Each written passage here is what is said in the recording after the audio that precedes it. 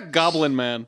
Yeah, bring back. Okay. I want Goblin Man right. Jschlatt. I don't want Super Bowl commercial watcher Jschlatt. And what, you and the rest of the country? Give me a break, loser. I mean, your email is the nicest and most normal by far, man. I cannot imagine at 8 years old writing Goblin Man in a fucking email field. I was the Goblin Man. I don't. What do you want me to say? Dude. I wasn't sending emails to be like, who was I sending emails? Dude, if they figured out when what you guys made your emails as a kid, I was dropping notes off in the cave for the goblins. I wasn't sending emails. When you were fucking 11 years old, were you writing emails? Were you like no, it was fucking for like, wheeling and dealing, or was it just to sign up for shit? Yeah, absolutely. Yeah, you're not sending emails and putting fucking Goblin Man in the from section. I always liked the idea of the emails though. When you register, and I'd always reply back, "Thank you."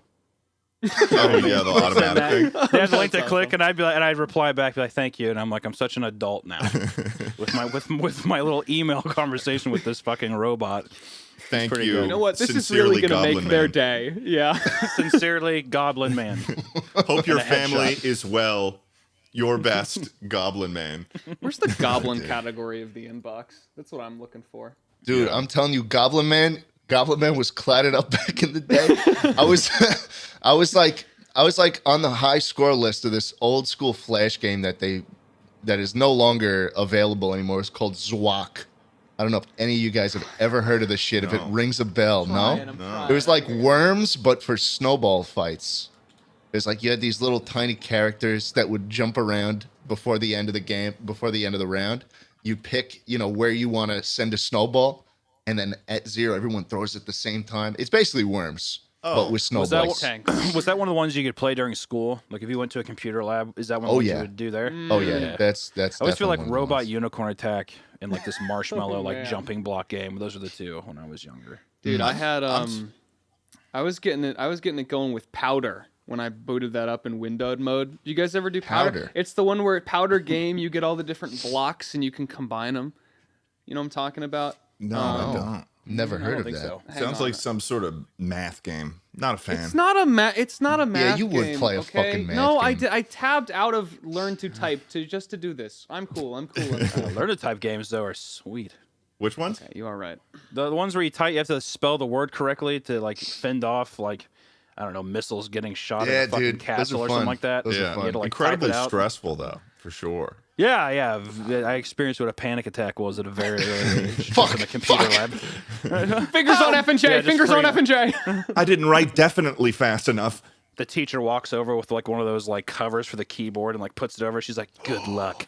You're like, "No, dude, fuck that." I still don't know where they are. I mean, I have to like look down. Oh, you don't know where they are, Charlie? You don't know where the fuck they are? Put this in your pipe. Put this in your fucking pipe and smoke it. Oh, look at that. Nothing. What? Nothing. What is the audio listeners love you to death? Jschlatt showing us his keyboard, that doesn't fucking count. You're sending mail to goblins. They can't read. Nothing.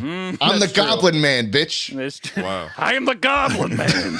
I can't read. You just got a really thick New York accent. I'm the fucking Goblin Man. Just walking down the street in a suit. I need some fucking gabagool. Yeah, I went to Men's Warehouse. Got myself dressed up. I gotta go to Joseph A. Bank. So speaking of good, LL Bean. Speaking of school growing up, Mr. Meat Canyon, I feel like I somewhat potentially could relate to you in the sense, I assume that you've been making drawings, making, the goopy, grimy stuff that you've been doing online for a while. Did I assume that started? Were you a doodler when you were growing up in elementary school and high school and stuff? Were you a doodle guy? I did a little doodle from time to time. I was big into Spawn. That was my big thing. Spawn? I like Spawn a lot. Yeah, Spawn. Oh, like the comic book character? Oh. Yeah, the Todd McFarlane comic book has like demons from hell and shit. Right. But he used to always show like tons of gum and teeth and all that stuff, and then all that kind of shit. Always got me really good. I always thought that was really, really cool. Are you a fan of like the Guillermo del Toro movies then? Yeah, I think like it took me a little bit to get into it because I think everybody goes through that stage of like if you appreciate I don't know, like certain films or certain things, it takes you a second to get into that realm. Right. Like, I don't think anybody can sit down and just be like, Pan's Labyrinth, what a concept, and be like, wow. It's like, man, my favorite movie was 300, but then I saw Pan's Labyrinth and it all turned around for me. It's like, it's a bit of a step. But yeah, I would definitely say, like, as I got older, I really love Guillermo del Toro and all that stuff he does, especially like Hellboy when I was younger. I think a good intro to his movies is Hellboy for sure, because it's got like that sort of blockbuster feel to it, but it's also got that just freaky grime. I honestly, it's now that I think about it, I mean, like you're the level in which you create this sort of absurdity with how you make your characters. For those of you who don't know, Meat Canyon is an animator online. I know that Jschlatt doesn't think he needs an introduction, but for those of you who don't know about him, he's a very, very talented animator, the mind behind the Meat Canyon channel. He works with a team to create these animations that are, they could be like random commentary on YouTube culture, but just absolutely taken to the most absurdist, darkest sometimes extent of just grime. I don't even know how to like. Yeah, let's not beat around the bush. They are all unsettling, right? Yeah, incredibly unsettling. But it's in a good way. I like it. Yeah.